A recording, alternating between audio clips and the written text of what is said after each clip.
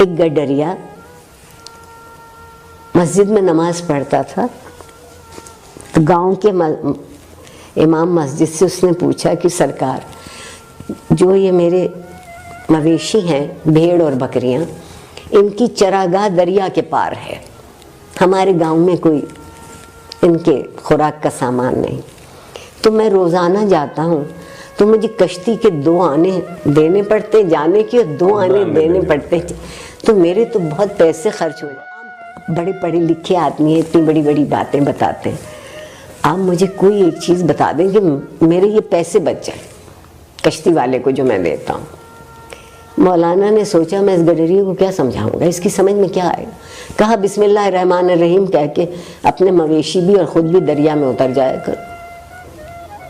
اگلے سے اس صاحب یقین نے جو ملا نے کہا تھا اس پہ اس نے بسم اللہ پڑھی، اپنا تہمد اپنی کمر سے باندھا، مویشیوں کو بھی اور خود بھی، اور دریا کے پار، آہا بے حد خوش، کھانا اچھا آ جائے، واپس بھی ایسے ہی آ گیا۔ اب زندگی بہت اطمینان سے گزرنے لگی۔ ایک دن شام کو وہ اپنے مویشی گاؤں واپس لانا چاہتا تھا، تو دیکھا کہ مولانا بھی وہیں کھڑے اور بہت پریشان ہیں۔ دنیا بھر میں دستور ہے کہ سورج ڈوبتے ہی کشتیاں الٹی کر دیتے ہیں، ملاح کشتی الٹی کر دیتا ہے کہ اب سفر ختم، اب کل جب سورج طلوع ہوگا تو پھر سفر کی۔ غروب ہو چکا تھا سورج، انہوں نے دیکھا یہ اپنے پورے ریوڑ کے ساتھ مزے میں گاتا ہے۔ ریوڑ والا گاتا ضرور ہے، اس کی طبیعت میں موج ہوتی ہے۔ یہ چلا آ رہا تو اس سے پوچھا کہ تم کیسے پار جاؤ گے؟ یہ تو کشتیاں الٹی کر گئے، کوئی ملاح نظر نہیں آتا، کوئی کشتی نہ۔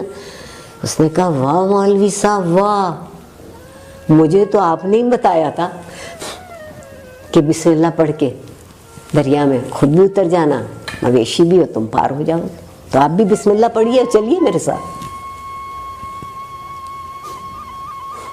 وہ چرواہا صاحب یقین تھا، یہ صرف صاحب گفتار تھے میری۔ انہوں نے بسم اللہ پڑھی، ذرا سا پانی گہرا ہوا تو ڈوبنے لگے، بہت چیخے چلائے۔ چرواہا واپس آیا، آگے نکل گیا تھا، واپس آیا، کیا ہوا خیر ہے؟ کہنے لگا میں کیسے، میں تو ڈوب رہا ہوں، میں تو مر رہا ہوں، میں تو یہ کر۔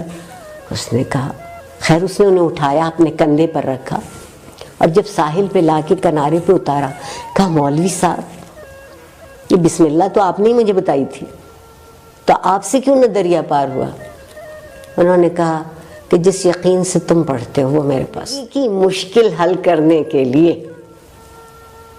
پہلی چیز یقین ہے۔ اگر آپ کبھی اکٹھے نہ ہوں، کبھی یقین پورا نہ ہو، تو آپ منظم بھی کبھی نہیں ہوں۔ جو اچھی زندگی ہے وہ منظم زندگی ہے، ان کا درجہ کوئی ہو یا نہ ہو، احساس تو جائے۔ تعلیم یا ایجوکیشن کہہ لوں، نالج اس وقت بنتی ہے جب آپ کے احساس میں شامل ہو جاتی ہے۔ میری سمجھ میں ایک بات آتی ہے، خود کو پہچان لو اور تمہاری پہچان نہیں ہوگی ایک دوسرے کے بغیر۔ اس طرح کی مزید معلوماتی ویڈیوز دیکھنے کے لیے ہمارے چینل کو سبسکرائب کریں اور بیل آئیکن کو دبائیں، تاکہ جیسے ہی نئی ویڈیو اپلوڈ ہو آپ کو سب سے پہلے نوٹیفیکیشن ہو۔